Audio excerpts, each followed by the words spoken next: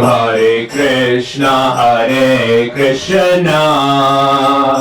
Krishna Krishna, Hare Hare, Hare Rama,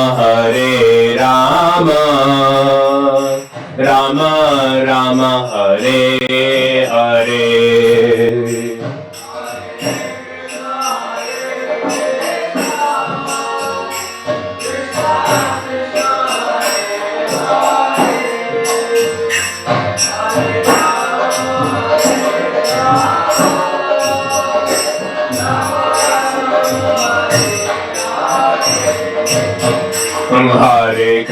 Hare Krishna, Krishna Krishna, Hare Hare, Hare Rama,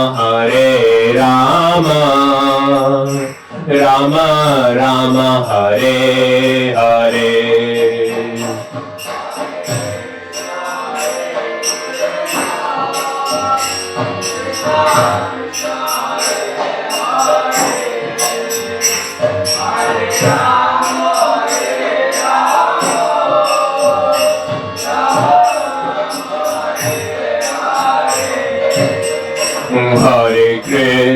Hare Krishna, Krishna Krishna, Hare Hare, Hare Rama, Rama Rama, Hare Hare.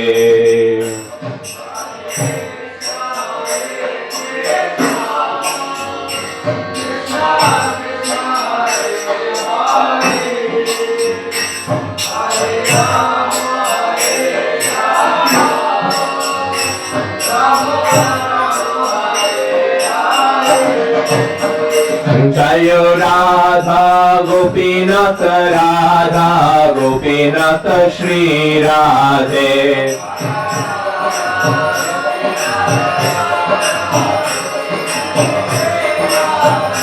Jai Radha Gopinath, Shri Radhe.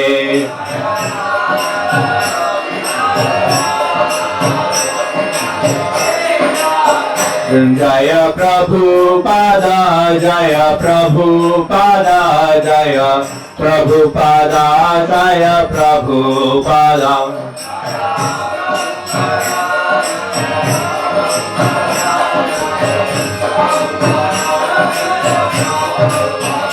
Jaya Guru Deva, Jaya Guru Deva, Jaya Guru Deva, Jaya Guru Deva.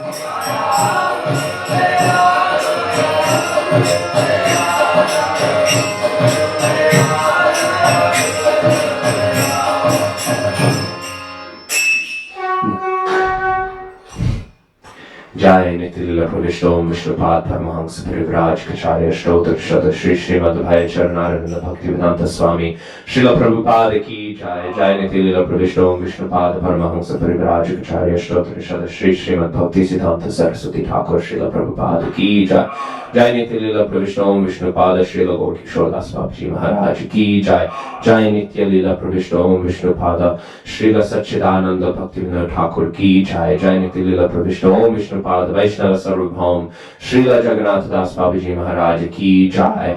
Shri Rupanuga Gauriya Vaishnav Guru Varga Ki Jai. Namacharya Srila Haridas Thakur Ki Jai. Prem se kaho Shri Krishna Chaitanya Prabhu Nityananda Shri Advaita Gadadhara Shri Vasati Gaura Bhakta Vrinda Ki Jai. Ganga Mai Ki Jai. Jamuna Mai Ki Jai. Bhakti Devi Ki Jai. Tulsi Devi Ki Jai. Nanta Koti Vaishnava Vrinda Ki Jai. Nitai Gaura Premanande Hari Hari Bol. All glories and blueberries Hare Krishna. All glories and blueberries Hare Krishna. All glories and blueberries Hare Krishna. All glories to Shri Guru and Shri Gauranga. All glories to Srila Prabhupada. Srila Prabhupada Ki Jai.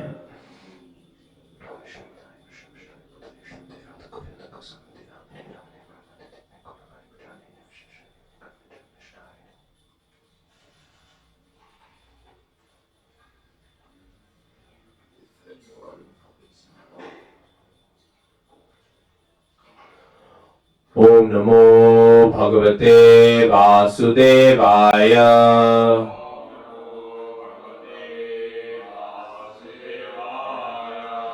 Om Namo Bhagavate Vasudevaya.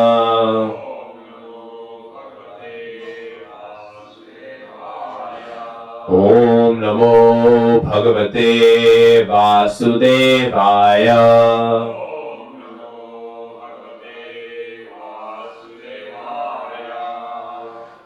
So reading today from Grantaraj Srimad Bhagavatam, Canto 3, Chapter 31, Text 47. Tasmanna karya santraso na karpanyam na sambhramaha buddha jiva gatim dhiro mukta sangascharediha. Tasmana karya santraso na karpanyam na sambhramaha buddha jiva gatim dhiro mukta sangascharediha. Tasmana karya santraso na karpanyam na sambhramaha buddha jiva gatim dhiro mukta sangascharediha.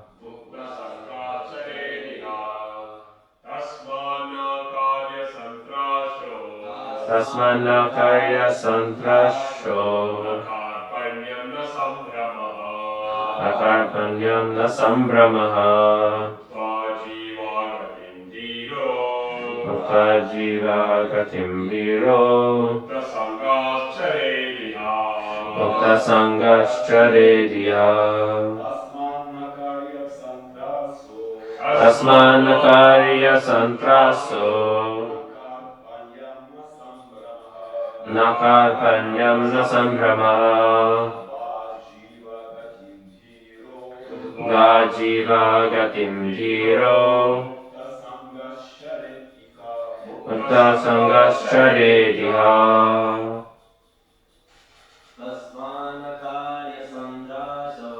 Tasmana karya santraso na karpanyam na sambhramaha buddha jiva gatim dhiro mukta sangascharediha.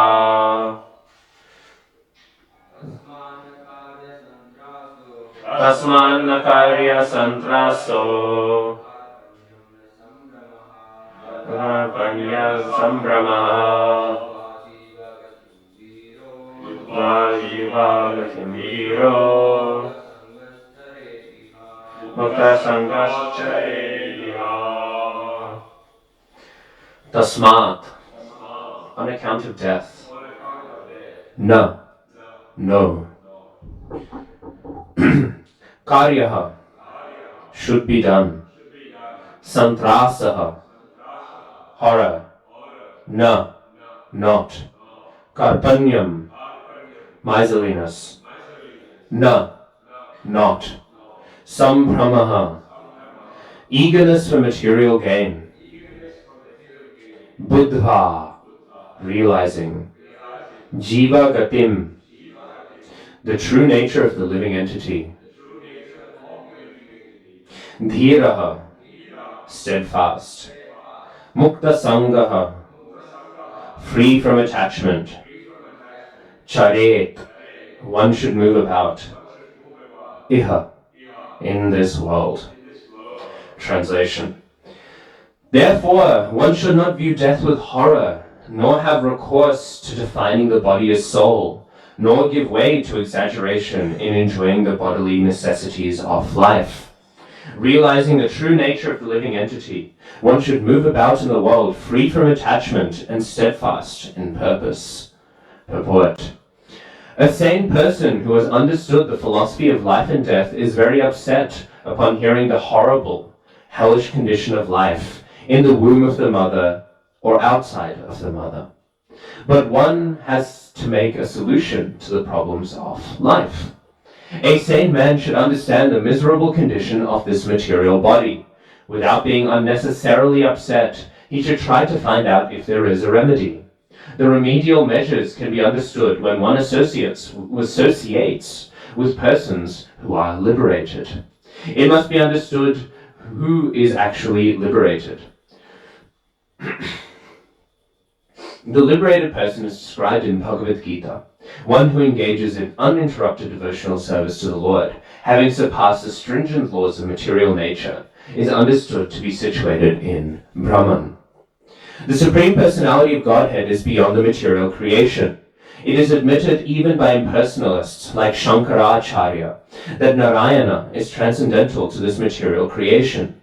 As such, when one actually engages in the service of the Lord in various forms, either Narayana or Radha Krishna or Sita Rama, he is understood to be on the platform of liberation. The Bhagavatam also confirms that liberation means to be situated in one's constitutional position. Since a living entity is eternally the servitor of the Supreme Lord, when one seriously and sincerely engages in the transcendental loving service of the Lord, he is situated in the position of liberation. One should try to associate with a liberated person, and then the problems of life, namely birth and death, can be solved. While discharging devotional service in full Krishna consciousness, one should not be miserly. He should not unnecessarily show that he has renounced this world. Actually, renunciation is not possible. If one renounces his palatial building and goes to a forest, there is actually no renunciation. For the palatial building is the property of the Supreme Personality of Godhead, and the forest is also the property of the Supreme Personality of Godhead. If he changes from one property to another, that does not mean that he renounces. He was never the proprietor of either the palace or the forest. Renunciation necessitates renouncing the false understanding that one can lord it over material nature. When one renounces this false attitude, and renounces the puffed up position that he is also God, that is real renunciation. Otherwise there is no meaning of renunciation. Rupa Goswami advises that if one renounces anything which could be applied in the service of the Lord, and does not use it for that purpose, it is called Palgu Vairagya, insufficient or false renunciation. Everything belongs to the Supreme Personality of Godhead. Therefore everything can be engaged in the service of the Lord. Nothing should be used for one's sense gratification. That is real renunciation. Nor should one unnecessarily increase the necessities of the body. We should be satisfied with whatever is offered and supplied by Krishna without much personal endeavor. We should spend our time executing devotional service in Krishna consciousness. That is the solution to the problem of life and death. And once again, the translation. In this way, the living entity gets a suitable body with a material mind and senses, according to his fruit of activities. When the reaction of his particular activity comes to an end, that end is called death. Oh wait, wrong text. Therefore, one should not view death with horror, nor have a recourse to defining the body as soul, nor give way to exaggeration in enjoying the bodily necessities of life. Realizing the true nature of the living entity, one should move about in the world free from attachment and steadfast in purpose. Translation and purport by His Divine Grace, Srila A.C. Bhaktivedanta Swami Prabhupada Ki Jai. Om Jnanatimirandhasya Jnananjana Shalakaya Chakshurunmilitam Yena Tasmai Shri Gurave Namaha. Shri Chaitanya Manobhishtam Sthapitam Yena Bhutale Swayam Rupah Kadamahyam Dadati Svapadantikam. Vandeham Shri Guru Shri Yuta Padakamalam Shri Gurun Vaishnavamscha Shri Rupam Sagrajatam Sahagana Raghunathanvitam Tam Sajivam Sadvaitam Savadhutam Parijana Sahitam Krishna Chaitanya Devam Shri Radha Krishna Padam Sahagana Lalita Shri Vishakhanvitamscha He Krishna Karuna Sindho Dinabandho Jagatpate Gopesha Gopika Kanta Radha Kanta Namostute Tapta Kanchana Gaurangi Radhe Vrindavaneshwari Vrishabhanu Sute Devi Pranamami Hari Priye Namo Mahabadanyaya Krishna Prema Pradayate Krishnaya Krishna Chaitanya Namne Gauratashe Namaha Vanchakalpatarubhyascha Kripa Sindhubhyeva cha Patitanam Pavanebhyo Vaishnavebhyo Namo Namaha Jaya Shri Krishna Chaitanya Prabhu Nityananda Shri Advaita Gadadhara Shri Vasadi Gaur Bhakta Vrinda Hare Krishna Krishna Krishna Hare Hare Hare Rama Rama Rama Hare Hare.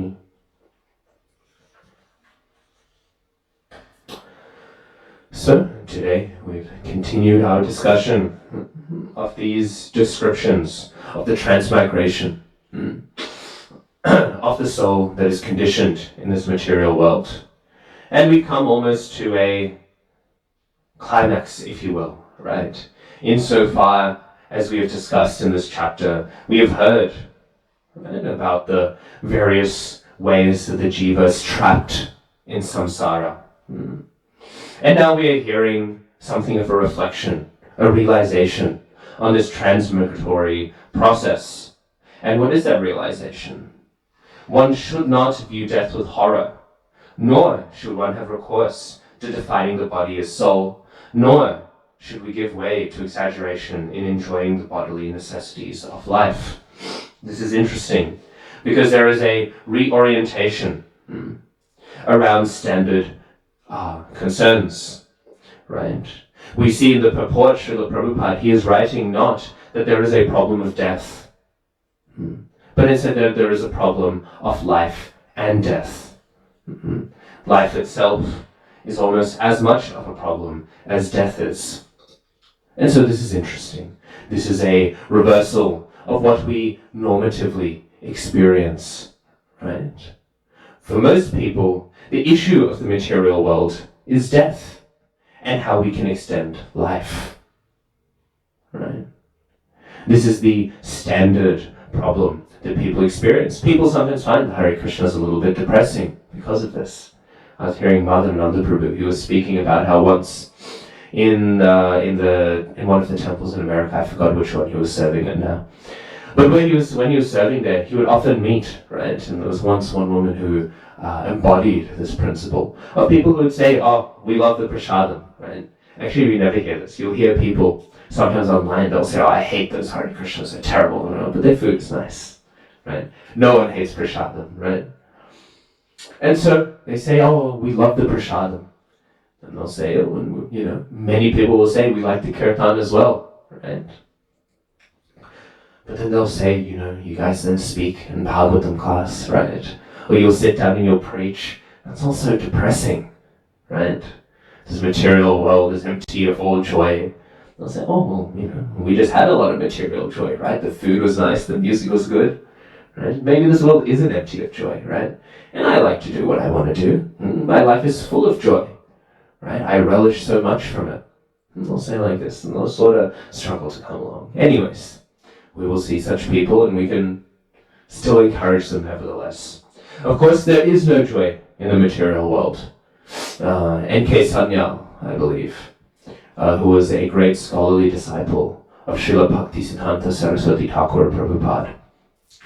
He once brought his brother to the Gaudiya Math, right, during the pastimes of Srila Bhaktisiddhanta Saraswati Thakur Prabhupada. And bringing his brother to the Gaudiya Math, he went and he brought him and engaged in kirtan and they honored prasad. And then afterwards, as he was walking away, his brother said, I had a good time today. And then his brother, the disciple of Srila Bhaktisiddhanta Saraswati Goswami Prabhupada, said, oh, well then, sign up, and get your head shaved and join the Hare Krishnas, right? And his brother said, I don't see the need to. He said, what you guys doing are the same thing as I would be doing, right? You're enjoying good music. You're eating nice food. I could do that at home. I'll come here every once in a while and I'll mix it up a little bit. But I won't do anything different. And N.K. Sanyal, I'm now forgetting his initiated name. Because in the time of the Gorema, Grihastas would use their uninitiated name when writing. That only, the culture of using the initiated name all the time is more of an ISKCON thing. So in all of his writings, he writes his birth name. Anyways, but he said, what eating? What music? And he said, oh, there's music, the Mridangas were playing. We had that really, really nice rice dal sabji, right? And then he said, well, yeah, that was all there. But that wasn't music. In fact, it's said by our acharyas that kirtan is silent. Kirtan is silence, even, right? Oh, that's very weird. We'll think, I lose my sense of hearing after Janmashtami. How is it silent, right? But it is silent because it is not material sound. It is material silence. So he said there was no music, right? And eating, I wasn't eating anything. We were honoring prasadam, right? We were respecting and honoring the remnants of the Lord. If you were eating, that is one thing, but I definitely wasn't eating. So we can see here, even though there is a veneer of materiality, all of these things in Krishna consciousness are transcendental. If we wish to experience them transcendentally, we can continue to go on, as is mentioned in this text, right? Unnecessarily increasing the demands of life with this palgu vairagya, right? This false vairagya, this empty vairagya. I still remember once I was in Mayapur, and it was during festival season, so we were all really going hard. We were eating a lot of prasadam. And I remember one devotee in Bhagavatam class, he said, I really, really think this is the wrong time of the year to say this, but we can perform sense gratification with prasadam. Everyone became a little deflated, right? So, if we wish to engage with these things transcendentally, we can. If we wish to engage with them materially, we also can. It doesn't make them any less spiritual, it doesn't make them any less transcendental, but it makes what we receive out of them material. So then, many people, they will come and they'll say, oh, Hare Krishnas are a bit depressing, right? You are all fun people until you open your mouths and speak, and then you become a little grim and dark. Because of course, this is the nature of the materialist. Life is not a problem, only death is a problem. Right? The materialist sees life as something great to be celebrated. But Srimad Bhagavatam is a book very much concerned with death. And it is a book concerned with death in many ways. We'll discuss that more a little later, but before, I wish to speak a little bit about the pastime of Maharaj Yayati, just a tiny bit. Right? So Maharaj Yayati, as we know, he was king of the world, right? His older brother, when it was time for his older brother to become king, his older brother said, I do not wish to become king. Because he knew that taking the position of ruler is a very difficult one. If one takes the position of a ruler, in fact, well, it just becomes very hard to realize spiritual truth. That's why Prabhupada actually writes in the purport, it is virtually impossible for a politician to make spiritual progress. But then Prabhupada says, by the mercy of the Krishna consciousness movement, anyone can make spiritual progress. So there's a bit of both. So his older brother denies the throne because, of course, his father, as tends to happen, was cursed to become a lizard. And so one of the children needed to become king. So his brother Yati denied the throne. Of course, Maharaj Yati, he took the position of king, right?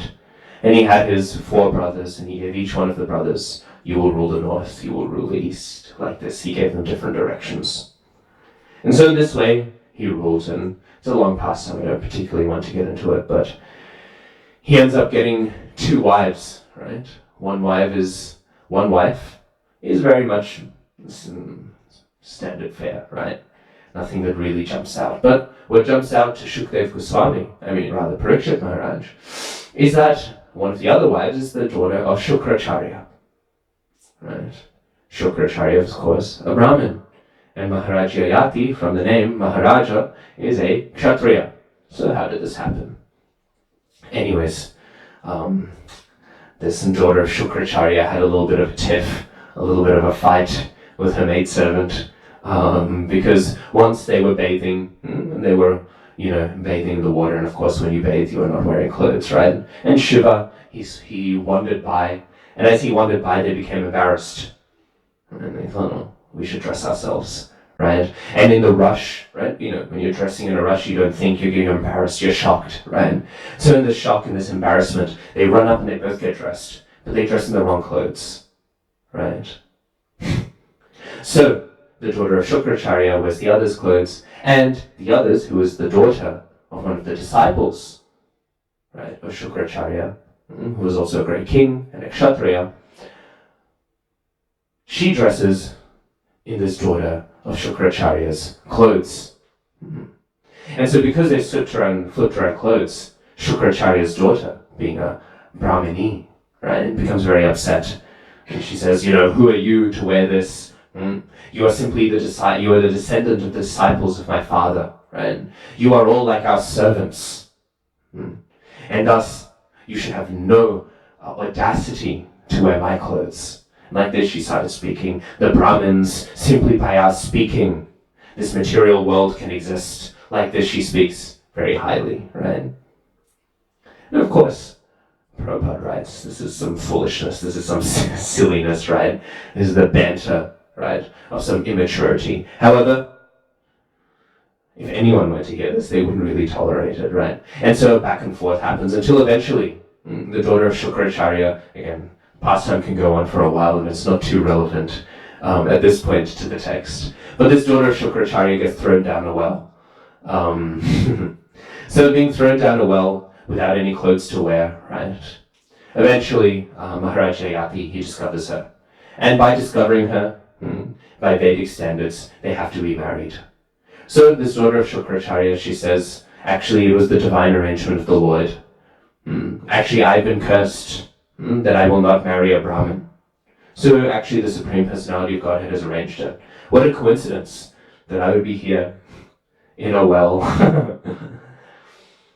unclothed. And now you have found me. Again, we could tangent longer, but we won't into the reason why she was cursed not to marry a Brahmana. Actually, we will. So one disciple of her, father, right? One disciple of her father had learned this very special, had learned a very special science. And learning this special science, he was very eager. He was very eager to demonstrate it. Actually, no, it's too long of a pastime. Basically what happens is he ends up cursing her that she won't be able to ever marry a Brahmin. So in this way, they go along and they get married. And Shukracharya, he gets very upset because he thinks, my daughter, what is she doing, marrying some random Kshatriya? And so marrying this random Kshatriya, what happens is that she makes another demand, right? Now, of course, everyone is afraid to upset Shukracharya because Shukracharya is a very potent Brahmin, right? And so, as Maharaj Yayati marries the other girl as well, this daughter of Shukracharya makes an agreement that this daughter will be married as a maidservant, right? Gets into the complexities of Vedic marriage. And so Maharaj Yayati, as he marries both of these girls now, Shukracharya makes him have an agreement. And that is, he will only have children with the daughter of Shukracharya, not with this other girl. However, after being in married life for a while, Shukracharya, he feels a need to engage in relations, right? Not illicit relations. To engage in relations to produce progeny is of course Vedic, and Srila Prabhupada makes this point. There is no illicit or wrong nature for a Kshatriya or any Grihastha, as a matter of fact, to produce progeny, to produce children. So Maharaj Yayati becomes overwhelmed by his feeling that I must produce children with both of my wives. And so he produces children with this wife. At this point, she becomes very happy because she understands that Maharaj Yayati up until this point has sort of been avoiding her a little bit, right? And she becomes very, she tries to manifest very openly that she is pregnant. Right? And of course, these are Vedic terms. There's only one explanation on why she's pregnant. Right? And so Shukracharya, he hears this and he becomes very upset. And he curses Maharaj Yayati to become a very old man. He shrivels up, becomes very old. And Maharaj Yayati, he looks very distressed, right? Thinks, what will I do with my life? Of course, Shukracharya, he then provides a a resolution, right? Because he realizes, actually, I've inconvenienced my daughter, right? Now what have I done? I've cursed my daughter to be married to an old, decrepit man, right? And so he says you can exchange your old age with the youth of anyone. Anyways, like this. So it goes on like this, because Shukracharya thinks, actually, I don't want to inconvenience my daughter. It's not out of his compassion for Maharaj Jayati. So Maharaj Jayati, he becomes very, very desperate. And he begins asking his own sons. And Prabhupada writes, how shameless the person infatuated with material desire is. Right? They'll even go to their own children and say, give me your youth. In fact, there's one man like this today, I was reading about in the news. He takes the blood of his 20-something-year-old son, because he has this idea it'll make him young, to have the young blood put inside him. And he asks his son for these blood donations, and he puts it inside himself to increase the longevity of his life. Right? So we shouldn't think that this is some random psychology that just happens in Bhagavatam. Right? This is the audacity of the materialist. So Maharaj Jayati, like this, he asks his son. His son Pandu says no. And interestingly, he says no. Why? Because he says, if you take away my youth, the youth is a time in which I can experience material pleasure so as to renounce it. If you take away my youth, I will not have the opportunity to build up the strength to renounce the material world. And so he rejects his father's request. And Srila Prabhupada says, normally rejecting the request of a parent is blasphemous, it is sinful. However, if it is done with the purpose of serving the Supreme Personality of Godhead, it is glorious. We see this in Srila Prabhupada's time. I was recently looking at a video of Srila Prabhupada's visit to Australia, right? And there was this one Mataji, right? And she was becoming a disciple of Srila Prabhupada. And her mother was very upset, right? And in fact, her mother reflected the mindset of Maharaj Jayati. Why has Maharaj Jayati extended the duration of his life? Right? He did not say, I want to take youth so that I may chant the holy names of the Lord. He did not say, I wish to take youth so that I... That's all right. Giant. He did not say, I wish to take youth, right? In order to engage in my Vedic duties, right? He said, I wish to take youth in order that I may enjoy my senses, right? So this mother, she said, I'm not very happy that my child is joining the Krishna consciousness movement, right? I'm not very happy at all. So firstly, we see that glory, right? That the child disobeyed the mother, right? And still became a devotee. But secondly, we see this mindset, the mindset of Yayati Maharaj. And what is that mindset? When the interviewer asked her, why don't you want your daughter to join this Krishna consciousness movement? I was so shocked.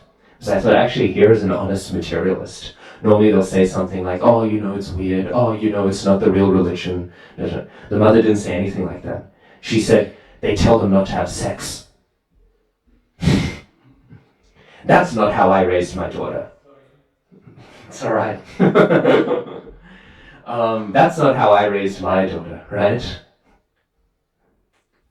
I didn't raise her to avoid all of these things, right? I thought that was fascinating. The first thing that comes to her mind, right, isn't even material comfort, though she mentions that later, right? It isn't, oh, this is something weird. It isn't even concern for her safety. It's concern that, oh no, she will not be able to engage in sexual activity. That was the worry of this mother, the disciple of Srila Prabhupada. Rasarani Mataji, I think her name is. Not the mother, obviously, the daughter. So, in this way, we see this is the materialist mindset. Eventually, one of the sons gives his youth to Yayati Maharaj. Yayati becomes very youthful. And then as he keeps on exercising his youth, he realizes, oh, wait a second. This does nothing, and then it keeps on going, right? He has some realization of the emptiness of this, and he returns the youth. But this reflects the nature of the materialist. The materialist is so concerned with life simply so that they can have sense gratification. It is not anything else. Simply they wish to bleed out next moment, next moment, next moment. Actually, we can see this, right? Because you ask people, what are you afraid of? They don't even say they're afraid of death anymore. They say, I'm afraid of getting old. And you say, why are you afraid of getting old? They say, oh, I won't be able to dance. I'll struggle to eat. I'll do all of these things. All of these things that I used to do very comfortably, I will now do with a lot of struggle. So what is their fear? Their fear is no more sense gratification. And so Srimad Bhagavatam is a text written to address this. Because the Srimad Bhagavatam, it is born from the concern of death and the emptiness of life. In fact, we hear this, right? The question that Parikshit Maharaj asks at the conclusion of the first canto, which then defines all the cantos we hear, is what? Mriyamanasya sarvatha, right? Purushasyeha yat karyam mriyamanasya sarvatha, right? What is a person meant to do, especially one who is going to die? And then he continues to ask, and he asks further questions, right? What is one meant to do at any point in life? And this is interesting, right? Because Parikshit Maharaj, he is not saying, what should I do? He's saying, what should one who is going to die do? Parikshit Maharaj, he is not asking this simply for the benefit of himself. He's asking this for the benefit of everyone who is going to die. And then what are his next questions? What should one do at any moment in life? What is this indicating? We are all people who are about to die. As for Srimad Bhagavatam, it is centered around death, but it is not centered around death because it is a book just for the elderly, just for the sick. It is a book for everyone. There's one scholar, one academic, and he says the Bhagavatam is so universal and so popular because it comes to the universal human experience, which is that we are all dying. And so the Srimad Bhagavatam is a book for those who are dying and those who are close to death, which is everyone, right? What is the mortality rate of Australia? 100%, right? We are all dying. We will all be dead soon. And so the Srimad Bhagavatam is a book written for us. And we see this from the very beginning of Parikshit Maharaj's life, right? How is Parikshit Maharaj born? He's in the womb, right, of Uttara, right? And Ashwatthama launches the weapon, right? And that weapon goes to attack. And the Supreme Personality of the Supreme Personality of Godhead, what does he do? What does the Supreme Lord do? He protects this little child in the womb. And protecting this little child in the womb, what does this mean? Parikshit Maharaj, his whole life, from the very birth, is defined by death, right? From the moment that he's even still in the womb, before he's born, death is there. The Supreme Lord is protecting. But in a weird irony, Parikshit Maharaj, he is born in order to die. Right? The Supreme Lord does not protect him when that flying snake comes, right? So in that way, Parikshit Maharaj, his whole birth is defined by death, quite literally, in that he is preserved from death, but also because now he is being born simply for the purpose to die. So here we find Srimad Bhagavatam, right? The ideal hero of Srimad Bhagavatam. What is his life defined by? It is defined by death, right? And not just his own death, right? Actually, we can see Parikshit Maharaj. He's right there at the sort of end of his dynasty, right? The great Kurukshetra war has happened. Everyone has died, right? His great dynasty, his great family, reduced to very small numbers, right? Death is defining the life of Parikshit Maharaj. And because death defines the life of Parikshit Maharaj, it defines the Srimad Bhagavatam. So, what we also see is that death, and also in turn life, provides these new opportunities. Because what is death? The materialist sees death as the end, because the materialist sees only one life. But the Srimad Bhagavatam, as we've been discussing here, shows that death and life, they are a sequence, right? They are a recurring process. And so Parikshit Maharaj shows that in the wake of so much death, there are also new beginnings, right? And death is not something that is sorrowful, neither is life. These things are actually empty of any value. They're simply floating around meaningless.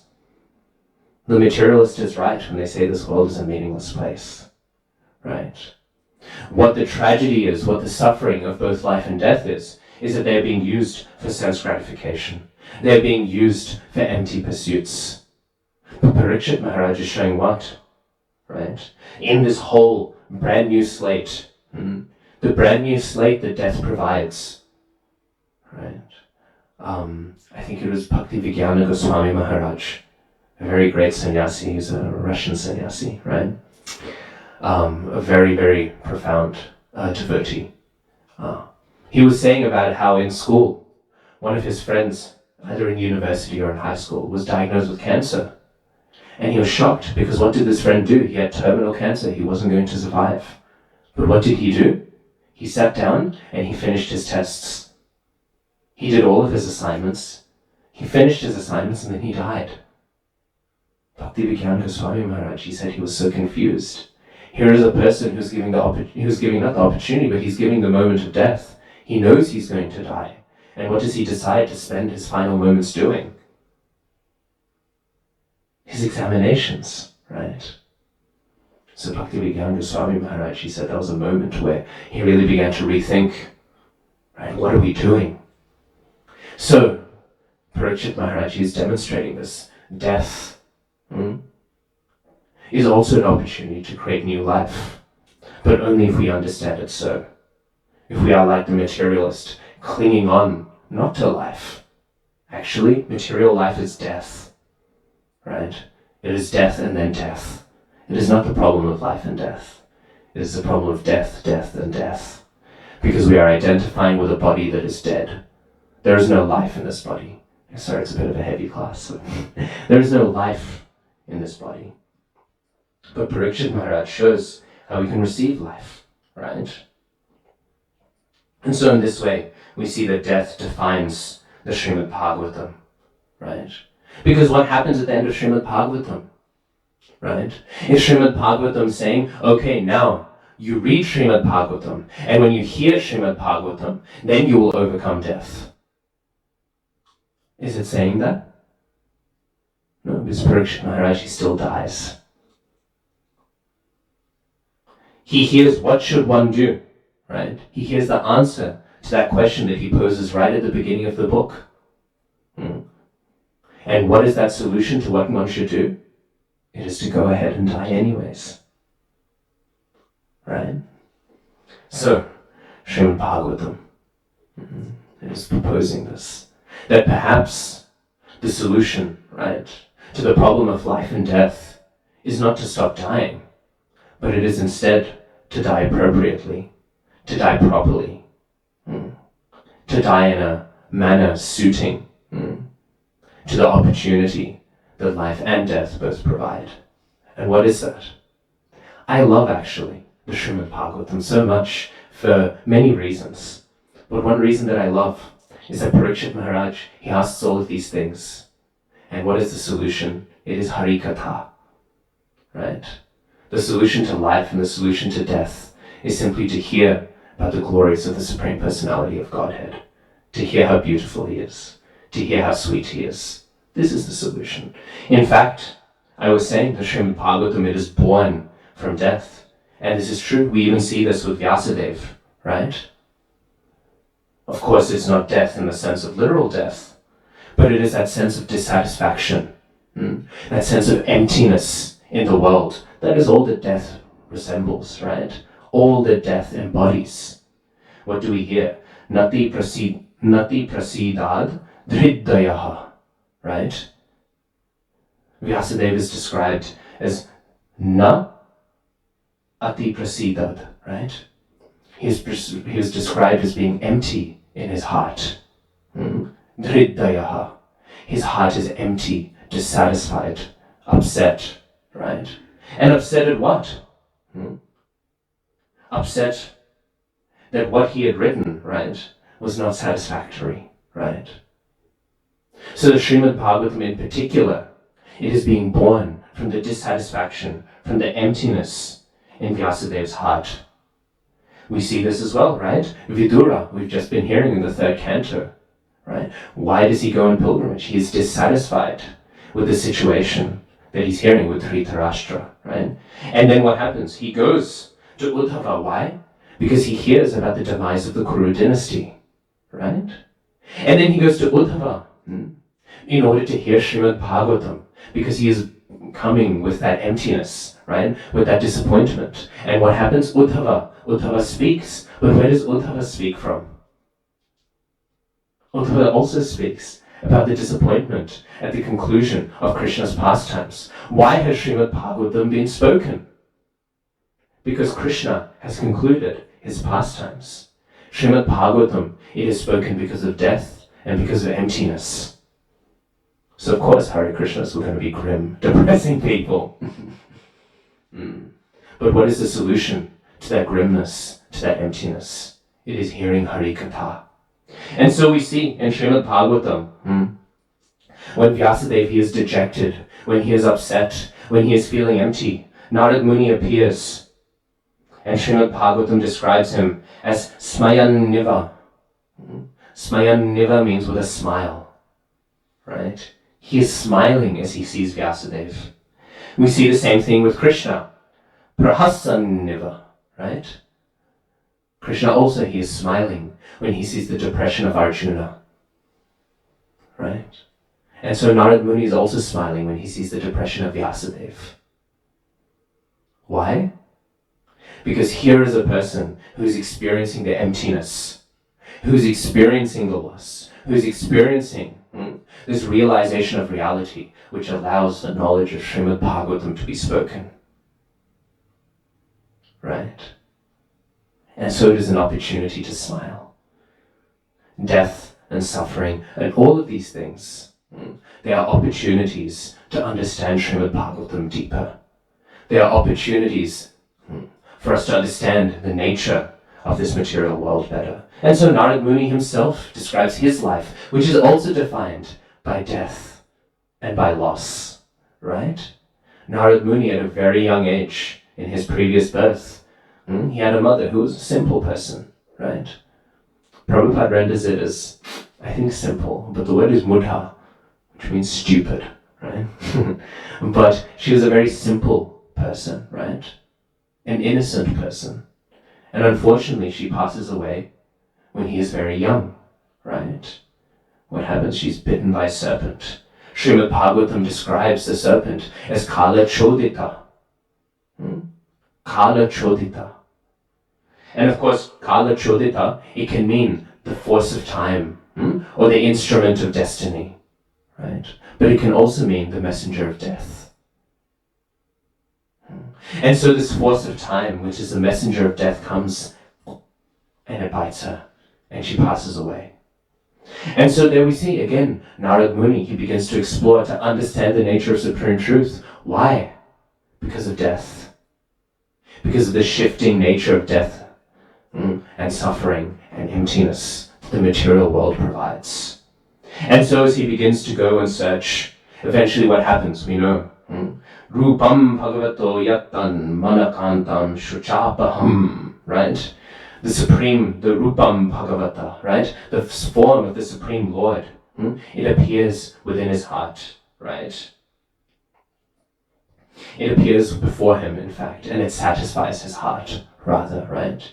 And he feels fully satisfied. But then, as quickly as he saw this form disappears. And then where is he left?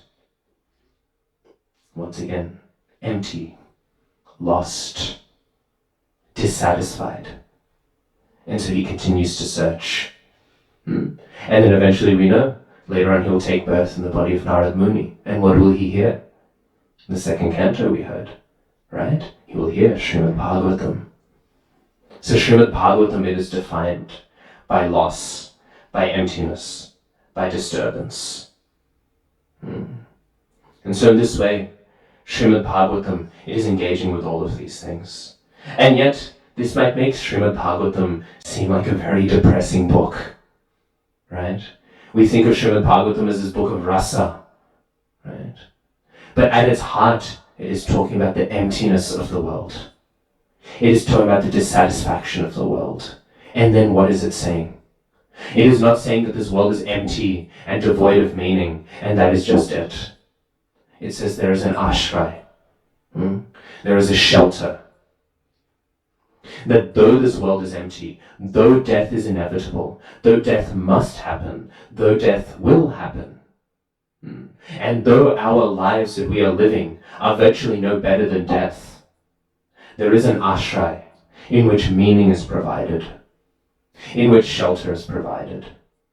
And that is in Akhila Rasamrita Murti Sri Bhagavan Krishna. The ashray, the shelter in this empty world of death and meaninglessness, is not some philosophical truth. It is not that, oh, we should realize the emptiness of this world. It is not that, oh, we should meditate. It is not that, oh, well, maybe we should live. There's all of these people, I don't want to name them, but there's all of these people who are preaching all sorts of ideas, not just in the spiritual spheres of the world, right? But in the material ones as well. And they're saying things, if you simply work, right, on providing meaning for yourself, right? If you simply labor, if you simply clean your room, right? I mean, Jordan Peterson and all of that nonsense, right? Just clean your room, right? Find some purpose in having a family and all of these different things. Take some responsibility in the world. Sure, these things are great if you want to have some fleeting illusion of satisfaction as you continue, as is being described in this chapter of Srimad Bhagavatam, transmigrating around this material world. If you wish to have some illusion of satisfaction in samsara, then sure, Hari Bol, go ahead. But Srimad Bhagavatam says that the actual shelter is not even truth. The actual ashray, the actual thing which provides purpose and meaning and substance and stability to any existence, is nothing we can find in this world.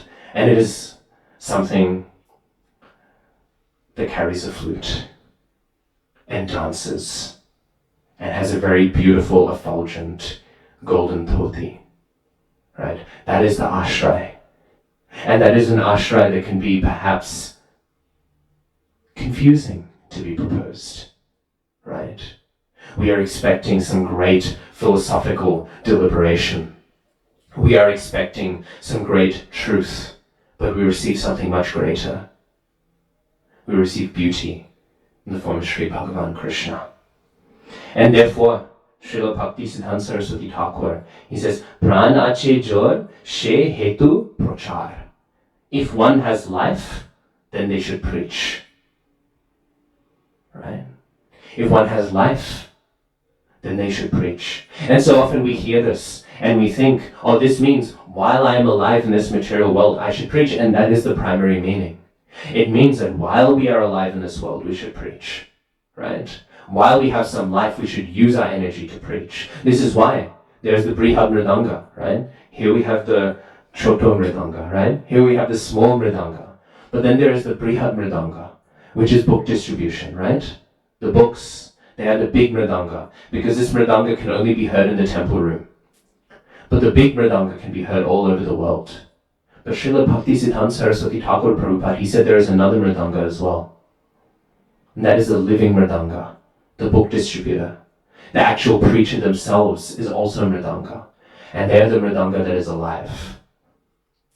Right? So this is the meaning. While we have life, we should preach. But it also means that to preach is to live. We are dead otherwise. Right? Vidyavadu jivanam. Right? The life of all knowledge. Life comes from the Sankirtan movement. Life comes from preaching about the glories of Krishna. Right? About preaching the message of the Srimad Bhagavatam. About preaching the pastimes of the Srimad Bhagavatam. Life comes from that, and comes from that alone. And therefore, if one has life, one should preach. Because if one has life, it means one has encountered Srimad Bhagavatam. And if one has encountered Srimad Bhagavatam, one must speak Srimad Bhagavatam. Because again, what is Srimad Bhagavatam telling us? By speaking Bhagavatam, by hearing Bhagavatam, that is life. My spiritual master, he says, the Srimad Bhagavatam class is for neophyte devotees, beginner devotees. That is who Srimad Bhagavatam class is for. Of course, that's very confusing. So my spiritual master is very well known for his love for Srimad Bhagavatam. And he said, because neophyte devotees need a time and a place to be told, now you speak Srimad Bhagavatam, and now you hear Srimad Bhagavatam. But a devotee who has actually made progress in his spiritual life does not need a time or a place. They are always relishing Srimad Bhagavatam. They are always speaking Srimad Bhagavatam. When they're speaking with each other, what are they speaking about? Srimad Bhagavatam. When they're sitting alone and thinking, what are they thinking about? Srimad Bhagavatam. This is a sign of advancement, that one does not need to be set aside until 7:45. Now we will discuss Srimad Bhagavatam. Okay, 9 o'clock. Now we will discuss Prasadam, right? So in this way, we see to live, to truly live, is to relish Srimad Bhagavatam. And the Bhagavatam has this as its existential, central concern. Right? Because our goal in spiritual life, it is not anartha nivritti. Right? Often we speak this way, oh, I'm so full of impurities, I can't wait to get rid of them. Right? In one sense, this is good. We should be aware of our impurities. We should be overcoming them. But that is not our goal of spiritual life. Actually, the goal of our spiritual life is artha pravritti. We are not trying to remove that which is useless. We are trying to cultivate that which is useful. We are not in a negative spiritual process. We are not here to realize the emptiness of death. Again, Parikshit Maharaj has asked, what is a person who is dying meant to do? Right? And what has Shukadev Goswami replied with? He has replied with, in the land of Vrindavan, there is a very sweet boy who plays the flute, right, and runs around in the groves with all of his friends and family, right? That is the response. We are not concerned about eliminating that which is unnecessary. We are concerned about establishing that which is necessary, and that is the hearing and speaking of Hari Katha. So, in this way we see that naturally, by the establishment of that which is real, of that which is true, all of the useless things will go away anyways. We should take advantage of the model and message that Srimad Bhagavatam has demonstrated for us. And what is that model? By meditating on that which is complete, that which is full, that which is wonderful. Krishna, the Supreme Personality of Godhead. By meditating upon this, then naturally all of our success will come. Anartha nivritti only happens when we establish artha pravritti. Therefore we accept that which is favorable before we reject that which is unfavorable. So in this way, Srimad Bhagavatam, it is a book very much concerned with death. And it is concerned with death in a way that is much realer than the concern the apparent materialist has for death. The concern, well, not the apparent materialist, the apparent concern the materialist has, right? That concern is one that is not born actually because of the emptiness of life and the emptiness of death. That is a concern that is simply there, much like Maharaj Yayati, I wish to extend my life so I can enjoy more. Right? That is all that it is. But Srimad Bhagavatam goes deeper. And this is why Srimad Bhagavatam is so powerful, because it comes to that central universal concern, the concern of fear of death, the concern of death itself, right? That true and existing concern. And it takes that concern and it addresses it in the most powerful way, and in the most relevant way, and in the most universal way, because it speaks not to the level of the body. It is not actually a Purana that is concerned with goodness, passion, or ignorance. It is a transcendental Purana. And speaking at the level of the soul, it provides us with the ultimate solution for all of these problems. So I think we'll conclude there. Yes. Just referring to the bubble, the first paragraph, at the end of it, I'm not sure if Srila Prabhupada is actually referring to Gita 8.3. He mentions that situated in Brahman. Mm-hmm. I was wondering what it actually means to be situated in Brahman. Does it mean that to realize one is not this body but the spirit soul and the constitutional position of the spirit soul is the spiritual one? So to be realized in Brahman, that's why, I mean, what are we talking about? We're talking about liberation, right? So liberation is a relatively low platform, right? In terms of Krishna consciousness. It's very high from our conditioned position, but in terms of Krishna consciousness, it's almost like the bare minimum lower one, right? So to realize Brahman is simply to realize you are not this body and to have some sort of spiritual cognizance. That's why we hear in Bhagavad Gita, the Brahmabhuta platform is there, but then we hear about bhakti beyond it, right? We hear that somebody on the Brahmabhuta platform is able to enter into bhakti, right? So the Brahmabhuta platform or Brahman realization is simply a realization you are not this body and some sort of well, it is liberation, right? It's an identification with the Brahman effulgence. And that is the lowest level of liberated existence, right? And it's obviously one we can fall down from again because it's boring, right? But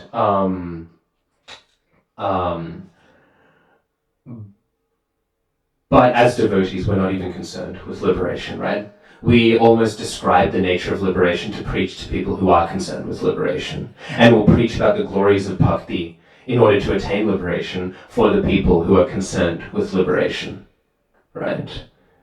But our concern is simply, how can we serve the devotees of Krishna? So long as that concern is addressed, we are happy. So in a sense, discussions of liberation are for preaching. But yeah, I'm not sure if that answers your question. Yes. Yeah. In Chaitanya Charitamrita, Mm. Madhya Mm-hmm. chapter 15, Srila Prabhupada says that in the purport, to get liberation, it is enough to repeat the holy name once without image, once but without offense, and then there is no need to undergo even tapasya,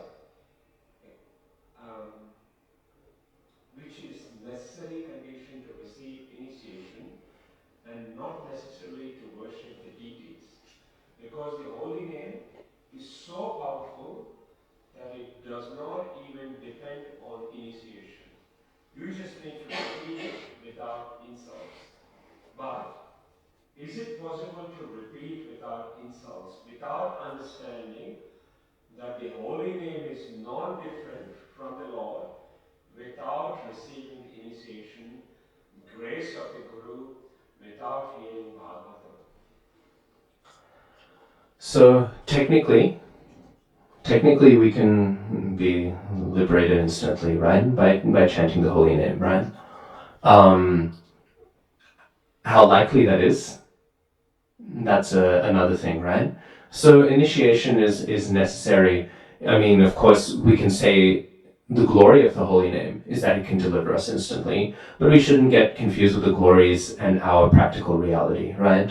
So our practical reality is that we do need these things in order to, as you said, to be purified in order to chant it. And furthermore, I think another important thing is that, again, we're not aiming for liberation. I don't want to get too Rasic, but ideally we are trying to become Gopas and Gopis in Goloka Vrindavan. That is the mood of Gauriya Vaishnavism. And for that is required a whole lot of knowledge and understanding that goes beyond liberation, right? I mean, people often quote the example of a Jamil, right? A Jamil, simply by chanting once, right? Right, and each syllable, right? There was one Vishnu Dutta who came for each syllable. Some acharyas say it wasn't even by him saying Narayana that he was liberated, it was by him saying Na. Right? But then what does he do? He receives all of that blessing and then he goes and performs sadhana, right? So It really depends. What do we? It's a twofold thing. On the one hand, yes, it's possible, right? Is it realistic? I don't know. I mean, it's possible I walk out of the temple today and then somebody gives me $3 million. You know what I mean? Is it realistic for me to plan my life accordingly? Probably not, right? But on the other hand, what are we aiming for?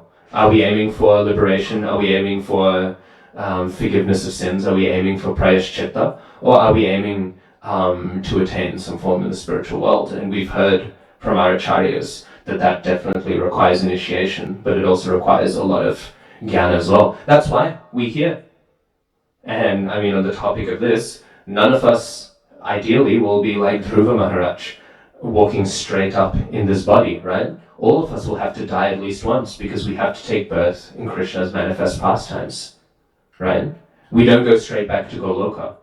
And the reason why is because we need to receive that knowledge, receive that understanding. So for our goal is much more ambitious than liberation, right?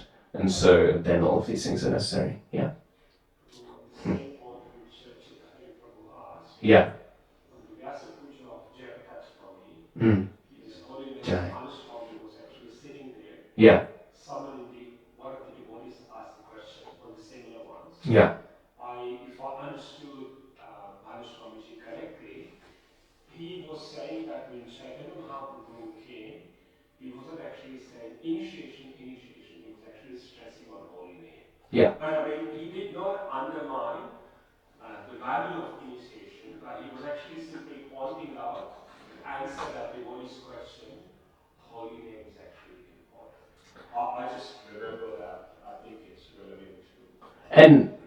And of course we can think then, but what is the chanting of the holy name? It's unoffensive chanting, right?